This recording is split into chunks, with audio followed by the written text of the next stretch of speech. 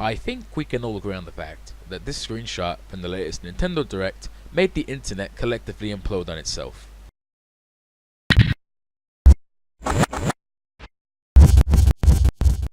Hey everyone, Smuggler here. If you guys still don't think this is hype for some unearthly reason, feel free to take a listen to this Discord's reaction to the Smash reveal.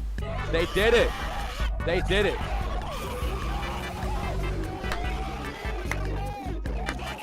It's a wrap! Okay, now that we're done listening to the screams from hell itself, let's have a quick analysis of the trailer and see what we can get from it. The first thing we can get from this trailer is that the Inklings are playable. Obviously, they are the main focal point of this trailer.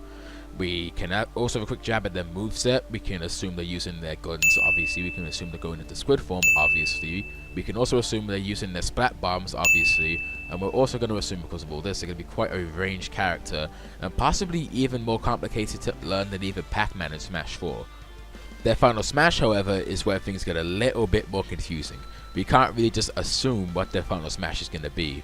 We could have a jab again on what it could be. It could be a special from Splatoon 1, it could be something from Splatoon 2, but going with the idea that the Inklings are going to end up being this like ranged character, this ranged fighter, we could assume it's going to be the Bubble Blower from Splatoon 2. That's my opinion, at least. With the Inklings now being playable, we are going to need a stage to represent them, of course.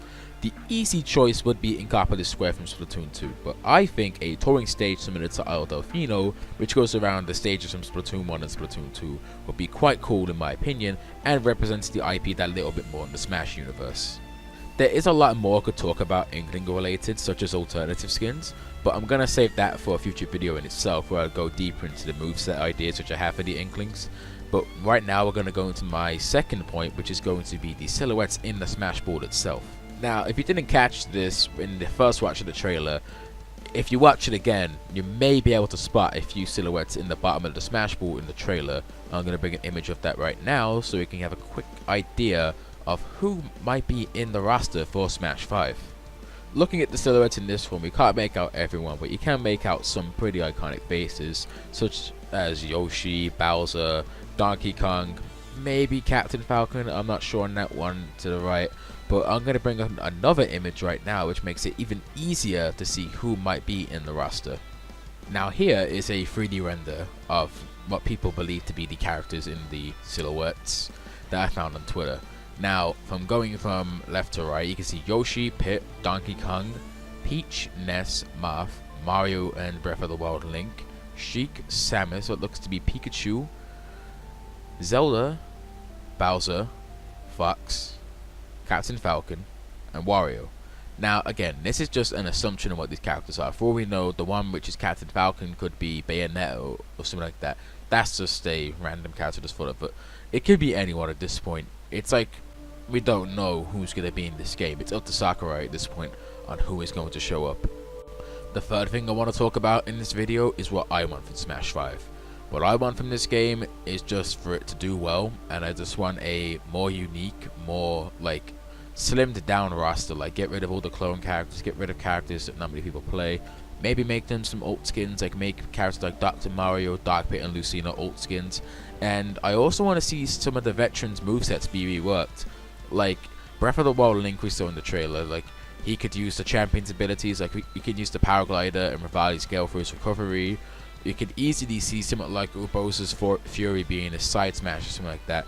Mario having Cappy is also a very likely possibility, and that would also give Luigi his chance to be his own character. Like give Luigi the Poltergeist, and then like I don't know, give Yoshi something from like Yoshi's Woolly World. Like what I'm trying to get across here is to just get these veteran characters, these fan favorite characters that have been there since the beginning, and just breathe new life into them, give them these new movesets so like they may be competitively viable for once, and maybe get some other characters like Ganondorf and make him not similar to Captain Falcon and like other things like that.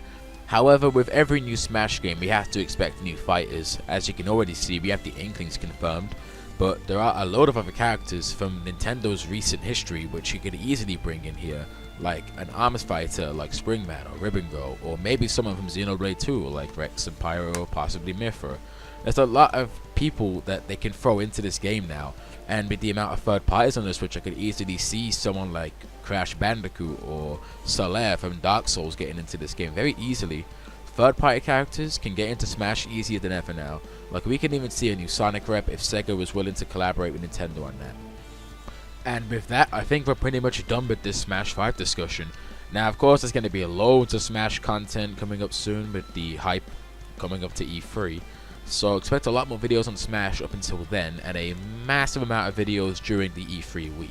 So I guess I'll be seeing you guys then. Thank you for watching. Make sure to like and subscribe, and I'll see you guys in the next video.